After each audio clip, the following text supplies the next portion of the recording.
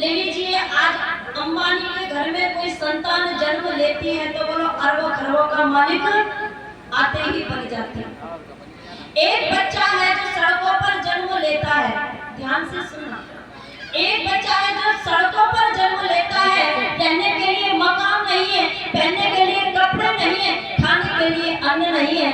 अच्छा, दोनों का रोना तो एक जैसा था ना, दोनों का मानव का चोला एक जैसा था ना, दोनों पुत्र थे, लेकिन वो अरबों खरबों का मालिक बन गया और इसके पास बोलो कोई सुख सुविधा। इसने पिछले जन्म में कुछ अच्छे कार्य किए होंगे जो आकर के बोलो इकट्ठा मिल गया। जीवन तो इसको भी मिला है, लेकिन पुरुषार्थ के बल पर बोलो आनंद। पता चलता है कि एक कुत्ता बहुत महंगी कार में और मालकिन के हाथों से दूध बिस्कुट खाता है। किस किसने देखा है? सभी के हाथ उठ गए। एक कुत्ता मालकिन के हाथों से दूध बिस्कुट खाता है और उन कारों में चलता है जिन कारों में हमारा तुम्हारा नसीब बोलो बैठने तक को भी। एक कुत्ता है जो दर दर भटकता है, लेकिन फिर भी बोलो भर के पेट उसको भोजन। ये कहीं ना कहीं कर्मों का फल है। जिस दिन हम ये सत्य को जान जाएंगे कि हमारे द्वारा किए हुए कर्म का फल अवश्य भोगना पड़ जाएगा, तो बोलो जितनी बुराई समाज में फैल रही धीरे धीरे, जितने लोग गलत विचारधारा के बनते जा रहे हैं वो धीरे धीरे समाप्त होते चले जाएंगे। हमारे पास में एक कस्बा पड़ता है सहसवान, सुना होगा। एक नौजवान है वहां पर जो मुर्गा काटता है, बेचता है, लेकिन कभी उसका सेवन नहीं करता, कभी वो मांस नहीं खाता और पढ़ा स्कूल से आते ही अपनी दुकान पर जाता है और पूरे दिन मुर्गा बकरा काटता है और कहता है कि मैं मांस नहीं खाता। तो निवेदन कर देना चाहती हूँ, खाए ना खाए पाप तो उसको भी लग रहा है और उससे ज्यादा दुगना पाप बोलो खाने वाले को लग रहा है। वो खाने वाले बोलो जाना बंद कर देंगे तो वो दुकान, हमारे अंदर से दया का भाव खत्म हो गया। हम गलत रास्ते पे चलने लगे।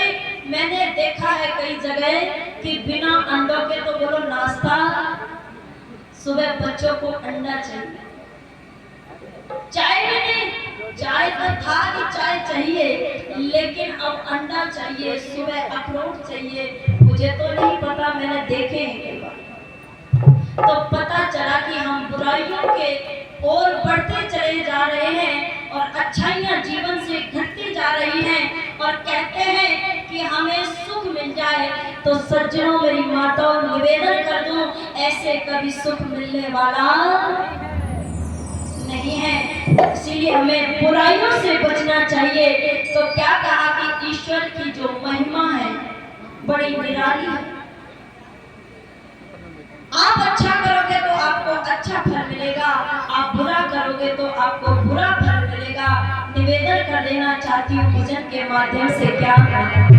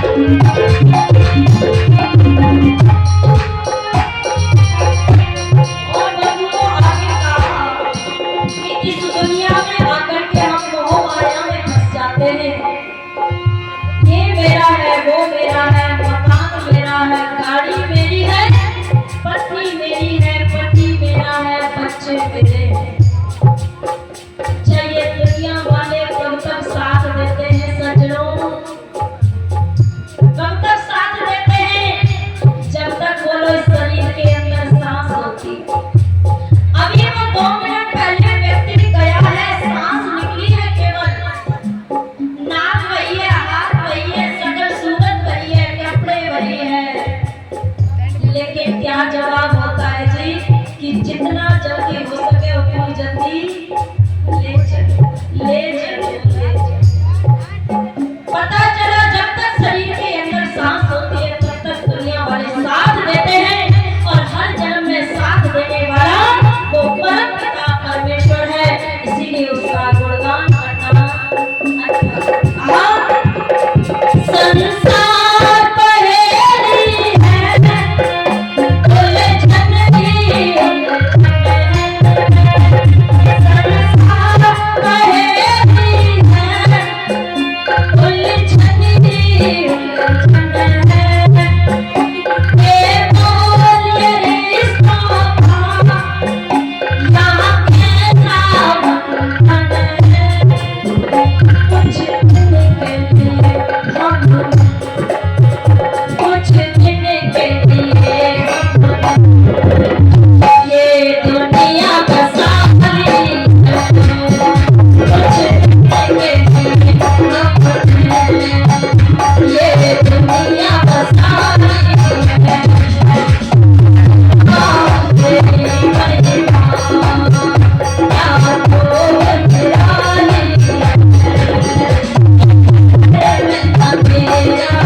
अंधेरा है, एक गले में दीवानी है,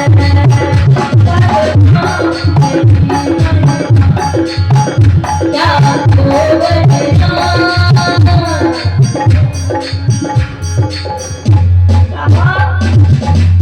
भगवान तेरी महिमा क्या खूब निराली है, एक घर में अंधेरा तो एक घर में दिवाली। अच्छा कुछ व्यक्ति ऐसे भी सोच के होते हैं कि ईश्वर तो होता ही नहीं है। एक बार 3 शराबी आपस में चर्चा कर रहे थे, और क्या चर्चा कर रहे थे, पहला शराबी बोलता है दूसरे से कि ये बता इस दुनिया में सबसे बड़ा कौन है, इस दुनिया में सबसे बड़ा कौन है, तो शराबी बोलता है इस दुनिया में सबसे बड़ा मंदिर है। तो तीसरा कहता है यदि मंदिर बड़ा है तो धरती पर क्यों खड़ा, कि धरती बड़ी है। अच्छा धरती बड़ी है तो शेषनाग पर क्यों टिकी, बात तो ये भी ठीक है, शेषनाग बड़ा है। अच्छा शेषनाग बड़ा है तो शंकर भगवान के गले में क्यों पड़ा, कि शंकर भगवान बड़े हैं। अच्छा शंकर भगवान बड़े हैं तो पर्वत पर क्यों खड़े, कि पर्वत बड़ा है। अच्छा पर्वत बड़ा है तो हनुमान की हथेली पर क्यों रखा, कि हनुमान बड़े। अच्छा हनुमान बड़े हैं तो राम की शरण में क्यों पड़े, कि राम बड़े हैं। अच्छा राम बड़े हैं तो सीता के पीछे क्यों पड़े, कि सीता बड़ी है। अच्छा सीता बड़ी है तो रावण क्यों चुरा के ले गया, कि रावण बड़ा है। आगे कोई सवाल नहीं बचा तो कहने लगा कि तू ही बता दे इस दुनिया में सबसे बड़ा कौन है। तो शराबी कहता है इस दुनिया में सबसे बड़ा वो व्यक्ति है जो 2 पौवा पी करके अपने पैरों पर खड़ा है। आज लोग मनमानी करने लगे, सिद्धांतों को भूल चुके हैं। आज देख रहे हैं आज धीरे धीरे आर्यभट्ट का पतन होता चला जा रहा है। क्यों जी आज हिंदू कितने भागों में बट गया, कोई गिनती है आपके पास, कोई गिनती नहीं है। अच्छा ये बटने का कारण कोई मुसलमान है क्या, कोई ईसाई है क्या, ये हमारी तुम्हारी भूल के कारण बोलो हम भाई भाई बढ़ते चले जा रहे हैं। दयानंद जी को मरवाने वाले कोई मुसलमान था क्या, अजीब। दयानंद जी का जीवन सभी ने पढ़ा है, दयानंद को मारने वाला कोई मुसलमान था नहीं। जितने भी वीर शहीद हुए हैं जिनको भी मरवाने वाले कोई गैर नहीं थे, वो भी अपने भाई थे। पता चला आज हमारे समाज में फूट पैदा हो गई है। हर 10 साल में नए भगवान आपके तैयार। बोलो, झूठ तो नहीं बोल रही जी? आपने मंदिर में कभी देखा कोई मुसलमान महिला आए लोटा चढ़ाने? लेकिन तुम्हारी मूर्खता देख लो, तुम कब्रों पे जाकर के बोलो चतरे उस लाशों को पूछ करके आती हो। अरे कितना बड़ा दुर्भाग्य है। ये देश का क्या संस्कृति थी, क्या धर्म था। ऋषि दयानंद ने आकर के हमें बहुत सम्मान दिया, खासकर महिलाओं को पढ़ने का अधिकार नहीं था, पैरों की जूती बताते थे लोग जी। इतना पाखंड हमारे मध्य में फैल चुका था और इसका कारण हम ही तुम्ही थे। तो आज नए भगवान भगवानों की कोई कमी नहीं है। हमारे धर्म में कितने देवता माने गए माताओं? 33 करोड़। लेकिन वो कोटि शब्द है, वो संस्कृत का है। जो व्यक्ति व्याकरण पढ़ा लिखा होगा वो जान जाएगा 33 प्रकार के देवता होते हैं, उनकी पूजा करनी चाहिए। लेकिन आपकी बात ठीक है, मान ली जाए 33 करोड़ देवता होते हैं। आप मुझे 1 लाख देवताओं के नाम लिख करके दे जाना। तो एक व्यक्ति हिंदू समाज पर, सनातन धर्म पर कमेंट करता है, मजाक बनाते हुए कहता है, हे 33 करोड़ के देवता, मुझे ज्यादा दौलत नहीं चाहिए तुमसे। ज्यादा दौलत, केवल 1-1 रुपया दे दोगे तो भी मैं अमीर। 33 करोड़ का बोलो मालिक बन जाएगा। इसीलिए कहा कि हमारा धर्म धीरे धीरे कटता जा रहा है, धीरे धीरे विलुप्त। ये आर्यों की भूमि है, ये सनातनियों की भूमि है, ये आर्यों का देश है। इसीलिए कहा ऋषि दयानंद ने समझाया आकर के, अगर अब भी ऋषि दयानंद की बात नहीं मानी तो हमारा वो हाल होगा कि जिसकी मैं कोई व्याख्या नहीं कर सकती। तो आइए क्या कहा कि सोई कौम को जगाया ऋषि दयानंद ने, सोई कौम को जगाया ऋषि दयानंद ने। दयानंद ने आर्यो दयानंद ने, सोई कौम को जगाया ऋषि दयानंद ने, सोई कौम को जगाया ऋषि दयानंद ने। दयानंद ने आर्यो दयानंद ने, सोई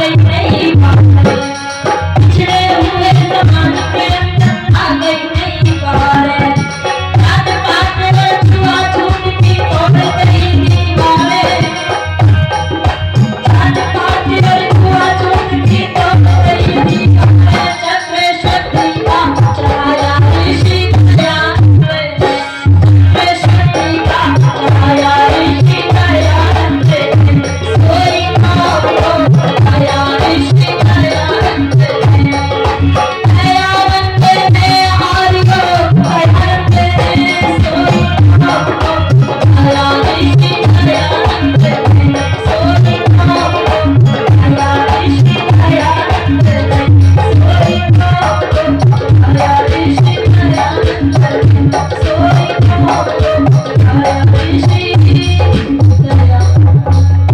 बोली महर्षि देव दयानंद की। कहा कि विद्यार्थी तो बहुत देखे, दयानंद जैसा नहीं देखा, राष्ट्रभक्त बहुत देखे, दयानंद जैसा नहीं देखा, पितृभक्त बहुत देखे, दयानंद जैसा नहीं देखा, सन्यासी बहुत देखे, दयानंद जैसा नहीं देखा, विद्वान बहुत देखे, दयानंद जैसा नहीं देखा, और देवता तो बहुत देखे, दयानंद जैसा नहीं देखा। आज इस मंच में बैठ करके जो अधिकार वेद मंत्रों का मुझे मिला है, ये केवल और केवल महर्षि देव दयानंद की बदौलत है। आज बहने ऐसा कोई पद नहीं है जहाँ बहने नहीं पहुंच पा रही, जो कार्य नहीं, ये केवल ऋषि दयानंद की बदौलत है। आज यदि हिंदू मिलता तो कहाँ मिलता बता दूं? एक सिनेमा हॉल में देखने को मिलता कि हिंदू ऐसा होता था, प्रत्येक भाई के सिर पर टोपी होती और बहन के बोलो शरीर पर बुर्खा होता। अरे ऋषि दयानंद ने इतने उपकार किए हमारे जीवन में और हम उसकी बातों को नहीं माने, इससे बड़ा दुर्भाग्य क्या होगा। आज बहनों को जो सम्मान मिल रहा है ये केवल ऋषि दयानंद का उपकार है। ऋषि दयानंद नहीं आते तो आज इस नारी जाति का क्या हाल होता। इसीलिए कहा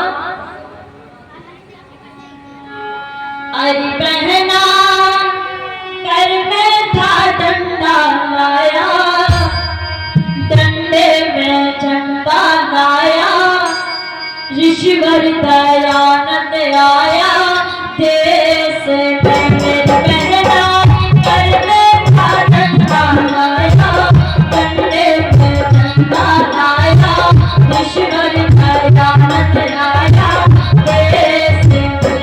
उसने सोचा देश जगाया, रे बहना क्या से अधिकार पाया, वेदों का पाठ पढ़ाया, ऋषिवर दयानंद आया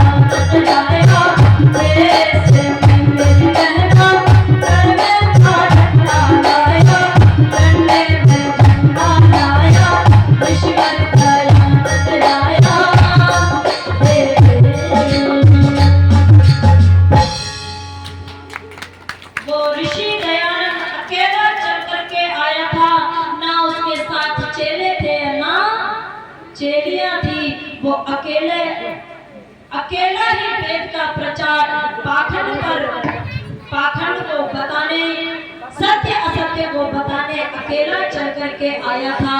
और निवेदन कर देना चाहती हूँ सज्जनों, हमारे ऊपर श्री दयानंद का इतना बड़ा उपकार है। अगर उनके सपनों को पूरा करना है तो अपने बच्चों को नारा लगाते हो ना, ओम का झंडा लगा दो एक बार जयकारा, ओम का झंडा। इंग्लिश मीडियम में पढ़ाने से ऊंचा रहेगा। क्यों जी? इंग्लिश मीडियम में बच्चों को पढ़ाते हैं, स्कूलों में पढ़ाते हैं, उससे ऊंचा झंडा रहने वाला है क्या? और नीचे आ जाएगा। स्कूल किनकी संस्था है? ईसाइयों की संस्था है। और अंग्रेजी उन्हीं की। आज हमारे गुरुकुलों की जो परंपरा थी वो धीरे धीरे बोलो समाप्त होती जा रही है। आज भी वेद की ज्योति जलानी है, आज भी असत्य सत्य को जानना है, आज भी मानव जीवन को सफल बनाना है। तो वेदों की शरण में जाना। जब तक वेदों की ओर नहीं लौटोगे तब तक हमारा कोई कल्याण होने वाला नहीं है। चाहे आप मथुरा घूम लो, काशी घूम लो, पूर्णगिरी घूम लो, मक्का मदीना घूम लो, वृंदावन घूम लो, बालाजी घूम लो, मेहंदी घूम लो, कहीं पर भी घूम लो, कल्याण होने वाला नहीं है। इसीलिए शायद समय हो तो आप सभी ने मेरे विचारों को सुना। आप सभी का बहुत बहुत धन्यवाद। आगामी कार्यक्रम बहुत सुंदर सुनने को मिलेगा। इन्हीं शब्दों के साथ इति ओम शम।